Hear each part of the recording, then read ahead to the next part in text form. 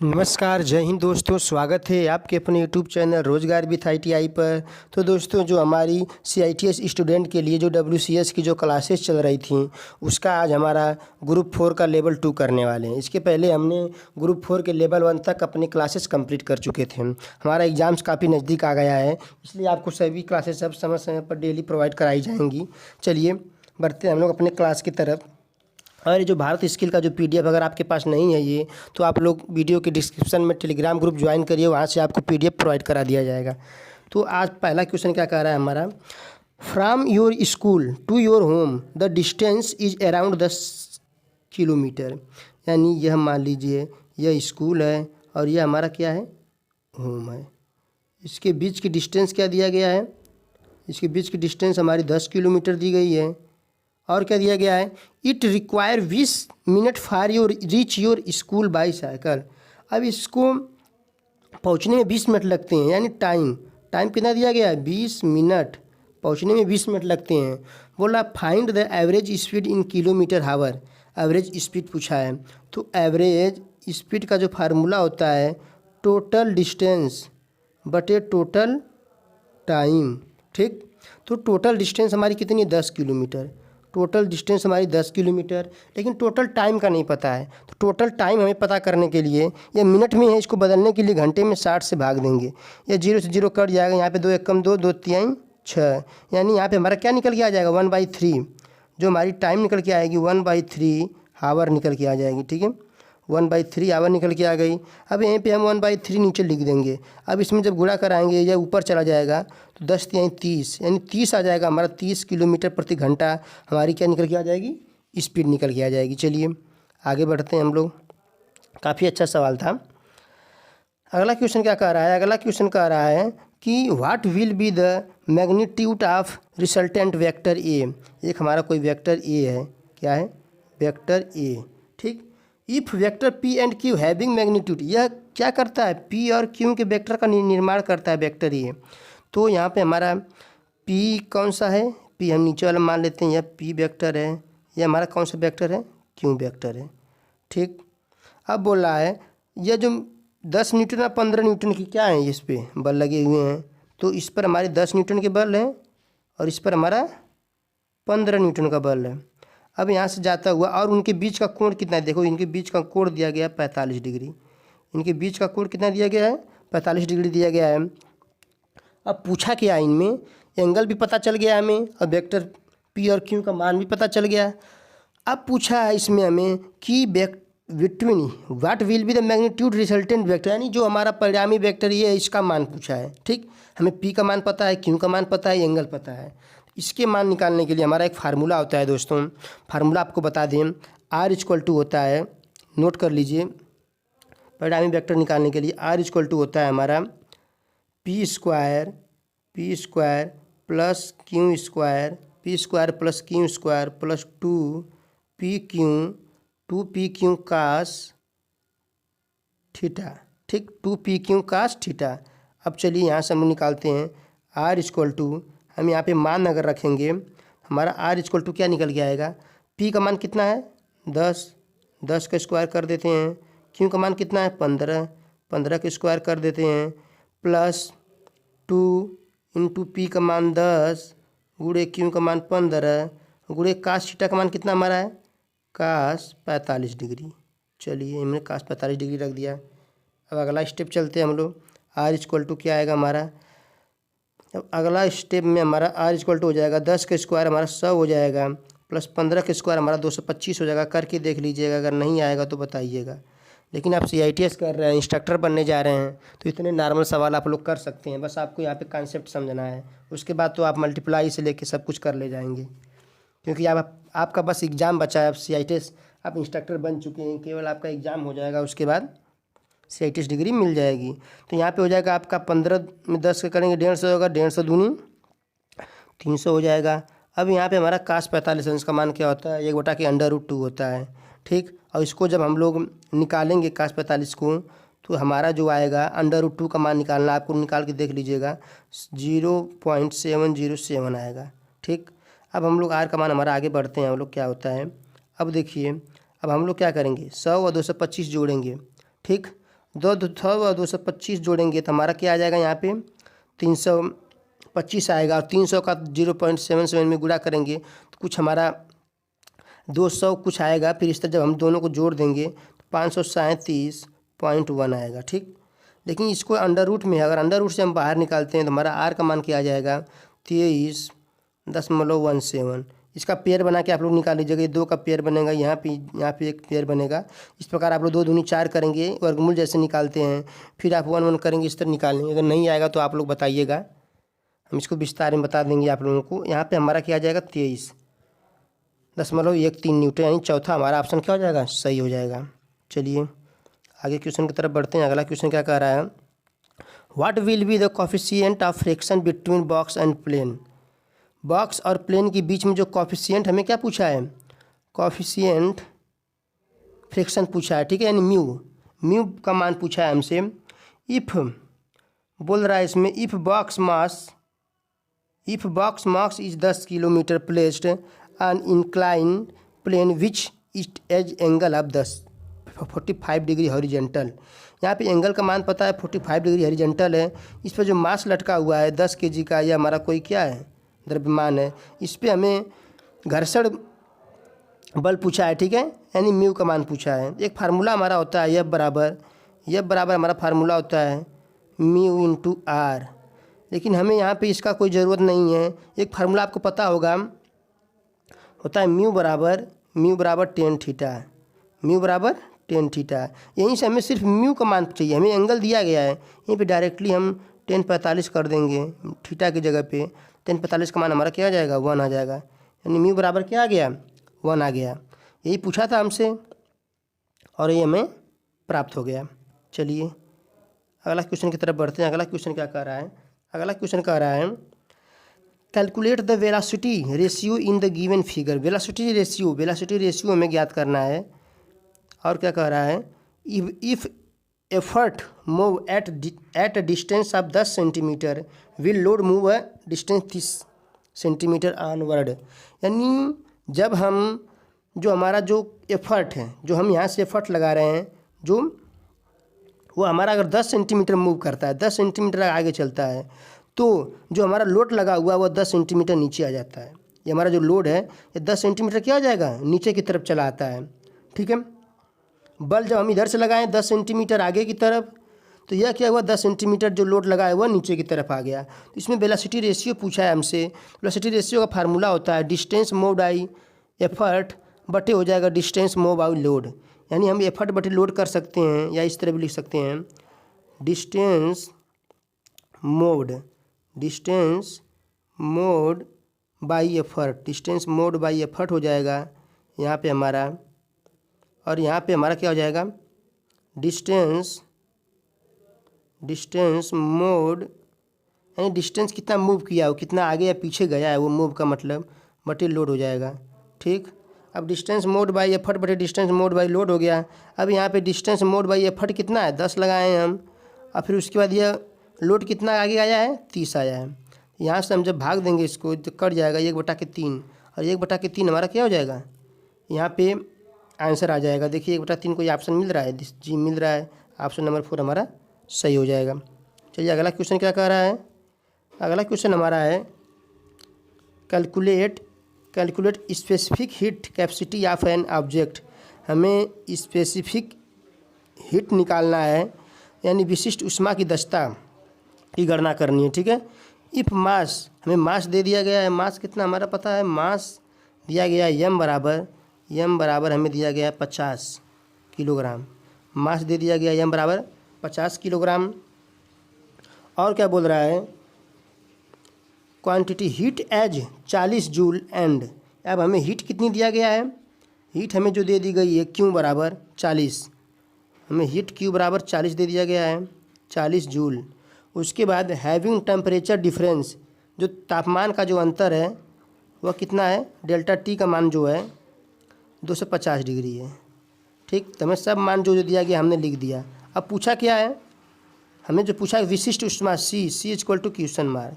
चलिए हम सब लिख दिए, अब आपको करने में इसको और आसानी होगी। तो हमारा एक फार्मूला होता है क्यू क्यू बराबर हो जाएगा हमारा M C delta T. Q बराबर एम सी डेल्टा टी हो जाएगा। तो क्यू का मान हमें मिला है 40। उसके बाद क्या हो जाएगा, एम का मान 50 पता है हमें, और सी का मान क्या है, सी का मान हमें ज्ञात करना है, विशिष्ट ऊष्मा का मान ज्ञात करना है। डेल्टा टी हमारा 250 दिया गया है। देखिए सिंपल सा फार्मूला था। इस पे आप लोग इसको हल कर ले जाएंगे जब, तो हमारा ये 0 से 0 क्या हो जाएगा, कट जाएगा, और सी हम यहीं पर रहने दे रहे हैं, और 5 और 250 नीचे आ जाएगा। यह कैलकुलेशन मेथड हमारा है कि अगर कोई चीज़ मल्टीप्लाई में होती है नीचे आती है, डिवाइड में हो जाती है। हमारा यहाँ पे सी इक्वल टू क्या हो जाएगा, 4 अपान यहाँ पे हो जाएगा 5 इंटू 250 हो जाएगा। ठीक, अब क्या करेंगे हम लोग, यहाँ से इसको काट देंगे, इस पर कटेगा नहीं, यह हमारा आ जाएगा। जब आप लोग काट फिट करेंगे तो इसमें आ जाएगा 0.023 कुछ आ रहा है हमारा, इस तरह 0.032 आ जाएगा, 0.032, यानी ऑप्शन नंबर 2 हमारा यहाँ पे क्या हो जाएगा, सही हो जाएगा। इसको आप लोग करके देख लीजिएगा, अगर नहीं आएगा तो बताइएगा। अगला क्वेश्चन देखिए, काफ़ी आसान क्वेश्चन है। अगर इसको नहीं कर पाएंगे तो आप CHS करना छोड़ दीजिए। यह दिया गया है x के पावर क्यूब +1 दिया गया है, और x इक्वल टू 4 दिया है। हमें इसी का मान पूछा है, तो x की जगह पे हम लोग 4 रख देते हैं, तो 4 का क्यूब हो जाएगा +1 हो जाएगा। 4 का क्यूब कितना होता है, 4 गुणे 4 +1। पहले हम लोग गुणा ही करेंगे, बोर्ड मास का रूल है, पहले ना कि पहले इसको जोड़ दें, नहीं। 4 चौको 16, चौको 64 हो जाएगा, और +1 कर देंगे जब हम, तो हमारा हो जाएगा 65। 65 हमारा क्या आ जाएगा, आंसर निकल के आ जाएगा। ठीक है, अगला क्वेश्चन देखते हैं। अगला क्वेश्चन क्या कह रहा है, अगला क्वेश्चन हमें बोला है, दो हमें बिंदु दिए गए हैं, दो हमें क्या दिए गए हैं, बिंदु दिए गए हैं। पहला बिंदु हमारा दिया गया है 8 और 9, और दूसरा बिंदु क्या दिया गया है, 10 और 12 हमारा दूसरा बिंदु दिया गया है। अब बोला इनके बीच की, दो बिंदुओं के बीच की लंबाई ढूंढिए, दूरी बताना है, दो बिंदुओं के बीच की लंबाई या दूरी बताना है। तो इसका फार्मूला हमारा होता है, आपको पता ही होगा फार्मूला हमारा D इक्वल टू क्या होता है, दो बिंदुओं के बीच की दूरी का D equal to high school में पढ़े होंगे आप लोग, होता है x2 - x1, x2 - x1 हो जाएगा का whole square, plus y2 - y1 का होल स्क्वायर। ठीक, दो चीज़ हमारा हो गया। अब यहाँ से हम लोग क्या करते हैं, D इक्वल टू क्या हो जाएगा हमारा, D इक्वल टू देखिए, यह हमारा x1 है, यह हमारा y1 है, यह हमारा x2 है, यह हमारा y2 है। तो यहाँ पे हम लोग रख देते हैं, x2 का मान कितना हमारा, यहाँ पे x2 का मान 10 है, 10 माइनस x1 का मान कितना है, x1 का मान 8 है, x1 का मान हमने 8 रख दिया, का होल स्क्वायर, प्लस y2 का मान कितना हमारा, y2 का मान 12 है, माइनस y1 का मान हमारा 9 है, इसका हमने होल स्क्वायर कर दिया। तो हमारा D इक्वल टू जो यहाँ पे निकल के आएगा, 10 - 8 अगर करेंगे तो हमारा आ जाएगा 2, यानी हमने 2 का स्क्वायर कर दिया, प्लस 12 - 9 करेंगे 3, 9 - 3 12 है, 3 का स्क्वायर कर दिया। तो यहाँ पे हमारा आएगा D इक्वल टू √x2, 2 का स्क्वायर हमारा 4 हो गया, प्लस 3 का स्क्वायर 3 3 के 9 हो गया, यानी D इक्वल टू क्या आ रहा है हमारा, 13 आ रहा है। अब 13 आ रहा है, 13 ऑप्शन कोई मिल नहीं रहा है हमारा। अब इसमें हम लोग क्या करेंगे, √13 का अगर हम लोग वैल्यू निकालेंगे, तो दोस्तों √13 की जो हमारी वैल्यू आएगी वह D इक्वल टू 3.526 कुछ करके इस प्रकार आएगी। आप लोग पेयर करके निकाल लीजिएगा, हमारे हो जाएगा 3 3 के 9 हो जाएगा, फिर हम लोग पॉइंट लगाएंगे, फिर 2 0 बढ़ाए रहेंगे। ठीक है, इस प्रकार हम लोग निकाल लेंगे, तो ऑप्शन नंबर 1 हमारा इसमें मैच कर जाएगा। ठीक है, चलिए आगे बढ़ते हैं हम लोग। अगला क्वेश्चन क्या कह रहा है हमारा, अगला क्वेश्चन कह रहा है, काफ़ी आसान क्वेश्चन है। बोल रहा है, a person stand at distance x on a ground happen to see a top of a tree by making an angle 45 degree. अब देखिए, एंड हाइट भी दे दिया, ये कोई यहाँ पे पेड़ है, ये कोई क्या है यहाँ पे हमारा, ये कोई हमारा यहाँ पे पेड़ है। ठीक है, इससे बीच की जो आदमी खड़ा हुआ है यहाँ पे एक आदमी है, इसके बीच की डिस्टेंस x बता रहा है। ठीक है, और यहाँ पे जो पेड़ की हाइट भी हमें दे दिया गया है। पेड़ की हाइट क्या दिया गया है, तो जो पेड़ की हाइट हमें मालूम है वह दिया गया है 12 मीटर। पेड़ की हाइट हमें 12 मीटर दिया गया है, और इसमें जो आदमी कोई यहाँ से खड़ा होकर देख रहा है, इसके बीच का एंगल कितना बन रहा है, 45 डिग्री बन रहा है। तो पूछ रहा है हमें कि वह कितनी दूरी पर खड़ा है। A person stand distance x, तो हमें x की वैल्यू पूछा है। तो आपको फार्मूला पता ही होगा कि जो पाइथागोरस प्रमेय होता है, कर्ण का स्क्वायर बराबर लंब का स्क्वायर धन आधार का स्क्वायर। तो उसी प्रकार ये हमारा लंब हो गया, यह कर्ण हो गया, यह हमारा क्या, यह हमारा आधार हो गया, यह हमारा कर्ण हो गया। यहाँ पे 45 डिग्री का एंगल बन रहा है। तो हमें वह फार्मूला नहीं लगाना है, क्योंकि हमें ना यहाँ पे कर्ण पता है और ना आधार पता है। अगर दो चीज़ पता रहती तो हम वह फार्मूला लगाते हैं, कर्ण का स्क्वायर बराबर लंब का स्क्वायर धन आधार का स्क्वायर।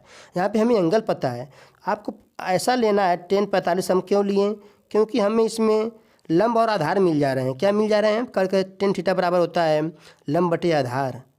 ठीक, अगर हम sin 45 लेते हैं तो हमें क्या मिलता, हमें मिलता लंब बटे कर्ण मिलता। तो हमें लंब बटे कर्ण मिलता, तो हमें कर्ण की वैल्यू नहीं पता है, लेकिन हमें यहाँ पे दोनों वैल्यू पता है। हमें x को फाइंड करना है, तो tan 45 का मान होता है 1 और लंब का मान हमें 12 दिया गया है। और आधार यानी x मान लेते हैं, आधार को x मान लेते हैं, ये इधर चला जाएगा तो x इक्वल टू हमारा 12 आ जाएगा। ठीक है, इसलिए हमने tan थीटा लिया।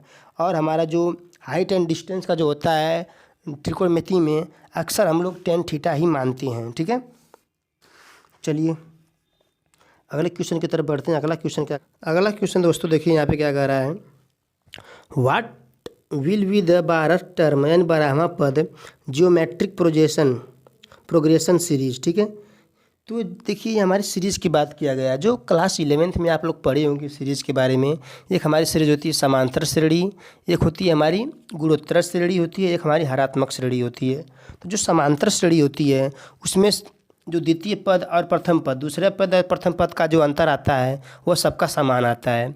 जो गुणोत्तर श्रेणी में क्या होता है, जो यहाँ पे बात कर रहा है जिस श्रेणी की, जो गुणोत्तर श्रेणी या जियोमेट्रिक श्रेणी, इसमें हम लोग भाग देते हैं, प्रथम पद से द्वितीय पद में भाग देते हैं, सबकी वैल्यू समान आती है। एक हमारी श्रेणी होती है हरात्मक श्रेणी, यह जो समांतर श्रेणी की उल्टा होती है। ठीक है, तो देखिए जो श्रेणी हमारी यहाँ पे दर्शाई गई है, इस श्रेणी के बारे में देखते हैं। दिया गया 2 4 8 डॉट डॉट डॉट, हमें 12वां पद ज्ञात करना है। कौन सा पद ज्ञात करना है, 12वां पद ज्ञात करना है। तो देखिए यह जियोमेट्रिक श्रेणी है। ठीक है, कैसे पता, देखिए 4 में हम लोग 2 से भाग दे रहे हैं और हम कितना आ रहा है हमारा 2 दूनी 4। हम 8 में अगर 4 से भाग दे रहे हैं, क्या आ रहा है हमारा 4 दूनी 8। सबकी वैल्यू 2 आ रही है, हम भाग देने पे 2 आना चाहिए। ये हमारा क्या आ गया, R 2 आ रहा है, यानी इस श्रेणी का हमें 12वां पद चाहिए। देखिए 2 दूनी 4, फिर 4 दूनी 8, फिर 8 दूनी 16, फिर 16 दूनी 32। इस तरह करते जाएंगे तो हमारा 12वां पद निकल जाएगा। लेकिन इस तरह करेंगे तो काफ़ी लंबा होगा। जब आपको फार्मूला नहीं पता हो, जब एग्जाम में फार्मूला न याद आए, तब इस तरह कर सकते हैं। लेकिन यहाँ पे हम लोग एक फार्मूला बताने जा रहे हैं आप लोगों को, जो आपको बहुत यूजफुल होगा। हमारा एक होता है फार्मूला an बराबर, यानी 12वां पद बराबर an बराबर r a की पावर n-1। अब देखिए an यानी A12 बराबर n का मान क्या होता है, जिस पद को हम निकालते हैं वो हमारा n होता है। r की वैल्यू क्या है, अब r की वैल्यू पता नहीं है। जिस प्रकार समांतर श्रेणी में हमें सर्वांतर निकालते हैं d, दोनों का अंतर सेकेंड पद और प्रथम पद का d आता है, इसी प्रकार हमारा यहाँ पे r इक्वल टू क्या है, 2 है। जो प्रथम पद और दूसरे पद से क्या करने पर, भाग देने पर जो निकल रहा है वह r हो गया, यानी r का मान हमारा 2 आ गया। और a यानी जो प्रथम पद होता है वो हमेशा हमारा a होता है। देखिए यहाँ पे एक मान क्या है, 2 है, 2 गुणे 2, और n का मान क्या है, 12वां पद निकालना है और -1 हो जाएगा। यहाँ पे A12 बराबर दोस्तों हमारा आ जाएगा 2 गुणे 2 के पावर 11 आ जाएगा हमारा। तो यहाँ से हम क्या कर देंगे, 2 के पावर 1 है गुणे 2 के पावर 11। जब इसको हम लोग करेंगे तो पावर सेम है, यानी 2 के पावर 12 हो जाएगा। 2 के पावर 12 की जो हम वैल्यू निकालेंगे 2 गुणे गुणा करके, तो हमारा 4096 आएगा। इसको आप लोग करके देख लीजिएगा, अगर नहीं आएगा तो बताइएगा, इसको हम बताएंगे। ठीक है, तीनों श्रेणियाँ जो होती हैं हमारी काफ़ी आसान होती हैं। आप लोग 12th में 11th में पढ़े होंगे, अगर नहीं पढ़े होंगे तो आपको दिक्कत होगी। लेकिन आपको एक सवाल इसमें केवल ऐसा मिला है अभी तक श्रेणी वाला, अभी तक इसके पहले हमने जितने लेवल किए नहीं मिला था, तो कोई दिक्कत नहीं है आप लोगों को। ठीक है, चलिए अगला क्वेश्चन क्या कह रहा है, बोल रहा है a spherical mass a hanging from a ceiling. यानी देखिए ये हमारा छत है, यह क्या हमारा छत दिया गया है। इस सवाल को अच्छे से समझिएगा, काफ़ी अच्छा सवाल है, नहीं तो समझ में नहीं आएगा। ये हमारा छत दिया गया है, यहाँ से कोई एक क्या लटका हुआ था, एक कोई मास लटका हुआ था। ठीक है, मास वो गोलाकार मास था, यहाँ से क्या हुआ था, लटका हुआ था। सी फिगर बेरो जैसे फिगर में दिखाया गया है।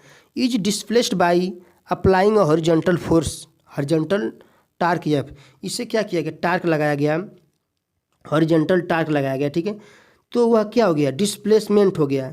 यह यहाँ से कहाँ चला गया, अब देखिए यहाँ चला गया, यहाँ से यहाँ चला गया, इसे खींचा गया है, टार्क लगाया गया है, यहाँ चला गया है। ठीक है। बोल रहा ही string make a angle theta, यह क्या बना लिया, ये एक थीटा एंगल बना लिया। देखिए यहाँ सब क्या चला गया, पहले इस दिशा में था, अब कहाँ चला गया, इस दिशा में चला गया। यहाँ से एक थीटा एंगल बना लिया, ये क्या बना, थीटा एंगल। देन तब हमें ज्ञात करना है कि इसमें से कौन सा ऑप्शन सही होगा, जो हमें ऑप्शन कौन सा बल लग रहा है। तो देखिए जो थीटा के साथ जो हमेशा एंगल होता है हमारा, वो हमारा होता है, देखिए जो थीटा के साथ जो जो जुड़ा होगा, ये हमारे यहाँ पे क्या हो जाएगा, टी कास थीटा। थीटा के साथ वाला हमेशा टी कास थीटा हो जाएगा, इस बात को ध्यान दीजिए। जो थीटा के विपरीत होता है वो हमारा हो जाएगा टी साइन थीटा। ठीक, ये बात आप समझ गए। टी कास थीटा हो गया, एक हमारा टी साइन थीटा हो गया। अब हमें क्या करना है, टी कास थीटा और टी साइन थीटा पता चल गया। अब देखिए यहाँ पे एक वैल्यू आपको पता होगी, देखिए एम जी दिया गया है। जो यहाँ पे हमने टी कास थीटा था ना, ये क्या था, टी कास थीटा, यहाँ पे था T sine theta, T sine theta. देखिए साइन थीटा के साथ वाले में क्या एफ जुड़ा हुआ है, यानी यहाँ पे हम लिख सकते हैं एफ इक्वल टू क्या लिख सकते हैं, टी साइन थीटा। अब देखिए टी कास थीटा के साथ हमारा जुड़ा हुआ है एम जी, अभी दिखाए थे आप लोगों को। तो यहाँ पे हमारा क्या हो जाएगा, एम जी इक्वल टू हो जाएगा दोस्तों टी कास थीटा, यानी एम जी वाला जो बल लग रहा है वो टी कास थीटा है, और यह वाला जो टी साइन थीटा है। इसको इक्वेशन 1 मान लेते हैं, इसको इक्वेशन 2 मान लेते हैं। जब दोनों इक्वेशनों को हम भाग देंगे तो देखिए जब हम भाग दे दे रहे हैं यहाँ पे टी से टी कट जा रहा है, तो हमारा बच क्या रहा है, साइन थीटा अपन कास थीटा बराबर क्या हो जाएगा, यहाँ पे तो हमारा आ जाएगा एफ अपान एम जी, एफ अपान एम जी के बाद हमारा क्या आ जाएगा, साइन थीटा अपन कास थीटा बराबर हमारा टेन थीटा आ जाएगा। ठीक है, अब एम जी हमारा उधर चला जाएगा, तो यह बराबर हमारा क्या बचेगा, एम जी टेन थीटा। यहाँ पर क्या आ जाएगा हमारा, एम जी टेन थीटा हमारा आंसर निकल के आ जाएगा। ठीक है, इस प्रकार हमारा ऑप्शन नंबर कौन सा सही होगा, देखिए एम जी एफ बराबर M G sine theta, option number 1 हमारा क्या हो जाएगा, यहाँ पे सही हो जाएगा। चलिए अगला क्वेश्चन क्या बोल रहा है, अगला क्वेश्चन बोल रहा है हमारा a motor capable of producing a constant torque of 100 newton, यानी हमारा टाउ जो दिया गया, टाउ का मान दिया गया है, एक मोटर जो बल क्या करता है, लगता है वो 100 न्यूटन का। ठीक, उसके बाद बोला गया है and maximum rotation of 150 radian प्रति सेकेंड। ठीक है, और रेडियन प्रति सेकेंड जो होता है यह ओमेगा की क्या होती है, यूनिट होती है, यानी यहाँ पे हम ओमेगा इक्वल टू मान सकते हैं 150 रेडियन प्रति सेकेंड। ठीक है, 150 रेडियन प्रति सेकेंड हो गया, ओमेगा बराबर हो गया। अब हमें क्या बात कर रहा है यहाँ पे, is connected to the flywheel with rotation inertia, हमें इनर्सिया का मान भी दे दिया गया, जड़त्व जिसको बोलते हैं 0.1 किलोग्राम। ठीक है, 0.1 किलोग्राम हमारा इनर्सिया दे दिया गया है, किलोग्राम प्रति मीटर स्क्वायर होता है। अब पूछा क्या, what angular acceleration will be flywheel experience as the motor is switched on. हमें अब क्या पूछा है, अल्फ़ा की वैल्यू पूछा है। एक फार्मूला हमारा होता है टाउ बराबर फार्मूला होता है आई इंटू अल्फ़ा। ठीक है, हमें ओमेगा का यहाँ कोई वैल्यू नहीं दिख रही है, मतलब यूज नहीं दिख रहा है, वैल्यू छोड़िए। यहाँ पे हमें 100 हो गया, और यहाँ पे हमें क्या हो गया, आई का वैल्यू 0.1 है, गुणे यहाँ पे अल्फ़ा दिया गया। अल्फ़ा इक्वल टू क्या हो जाएगा हमारा 100 अपान 0.1। तो अल्फ़ा इक्वल टू जब हम कर देंगे, भाग देंगे, तो हमारा 1000 आ जाएगा। ठीक है, 1000 हमारा रेडियन प्रति सेकेंड स्क्वायर यहाँ पे आंसर आ जाएगा। देखिए ऑप्शन नंबर 2 हमारा सही दिख रहा है। अगला क्वेश्चन क्या कह रहा है, अगला क्वेश्चन कह रहा है two of the supply terminal to 3 phase induction motor get interchange will regular scheduling work, यानी एक मोटर था हमारा। ठीक, उसमें हमने दो क्या किया है, हमने 2 तार लगाए थे। ठीक, अब इसमें बोल रहा है कि इसको हम लोग चेंज कर दें, इसका इसमें लगा दें और इसका इसमें लगा दें, तो क्या होगा, इसमें दोस्तों यही होगा, यह विपरीत दिशा में चलने लगेगा। जब हम फेस को कन्वर्ट करेंगे तो वो क्या होगा, विपरीत दिशा में चलने लगेगा। ये देखिए दिखाया गया है। अगला क्वेश्चन क्या कह रहा है, बोल रहा है figure below show the spark, यानी नीचे दिए गए चित्र स्टील के 4 विभिन्न प्रकारों का स्पार्क टेस्ट दर्शाता है, कौन उच्च कार्बन का प्रतिनिधित्व करता है। तो उच्च कार्बन का प्रतिनिधित्व जो अधिक काला होगा वह उच्च कार्बन का प्रतिनिधित्व करेगा। इस ऐसे क्वेश्चन को आप लोग को रटना होगा, इसमें कोई कॉन्सेप्ट नहीं दिख रहा है, ना कोई फार्मूले लगाने दिख रहा है, इसमें आप लोग रट लीजिए, ऑप्शन नंबर 1 हमारा सही हो जाएगा। तो दोस्तों इस प्रकार हमने ग्रुप 4 को कंप्लीट किया आज, दूसरा लेवल। अब अगला क्लास हमारा ग्रुप 5 वाला होगा। इस प्रकार अपने क्लास को हम समाप्त करते हैं। वीडियो अच्छी लग रही है दोस्तों को शेयर करिए। चैनल को सब्सक्राइब करिए। मिलते हैं अपने अगले क्लास में।